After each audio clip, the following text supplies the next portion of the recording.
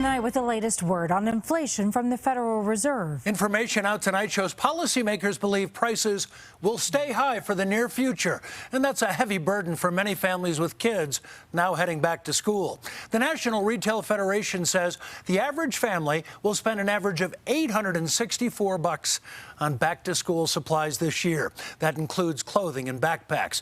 It's an increase of $168 from 2019, when families were spending nearly $700. It's also forcing tough decisions.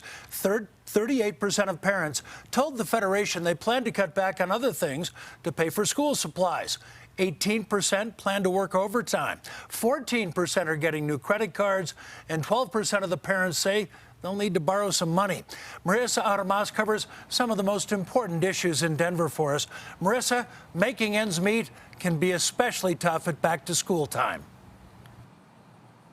It is, Jim, because for many of these families, they're not only buying supplies for one student, they're buying for several. And here in Colorado, it's always been a struggle to get teachers and students what they need. But advocates say this year, it's a lot worse.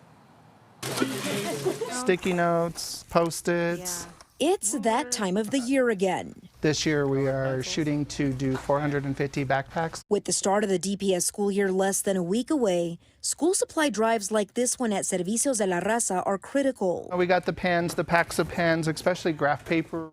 And considering the skyrocketing inflation, gathering essential school items is hard on many families. It costs a lot to get a kid back to school, you know, backpacks ranging $20, $30, and then the school supplies and things that are needed to fill it. These spikes in inflation aren't just impacting people's pockets, it's also our schools. As you look at schools and schools and how they use their budgets, they're looking to, what do we need to do to get the supplies that students need to make sure that they're ready on day one.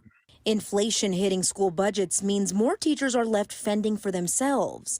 The Denver Classroom Teachers Association president says educators are putting up GoFundMe pages and Amazon wish lists. So we've seen a lot of those, the educators turn to those because they can't get those materials that they need throughout the school day. Servicios organizers hope this service helps not only the students make it through the school year, but the community as a whole. Hopefully we can kind of fill some of those voids and kind of lessen the burden on the family.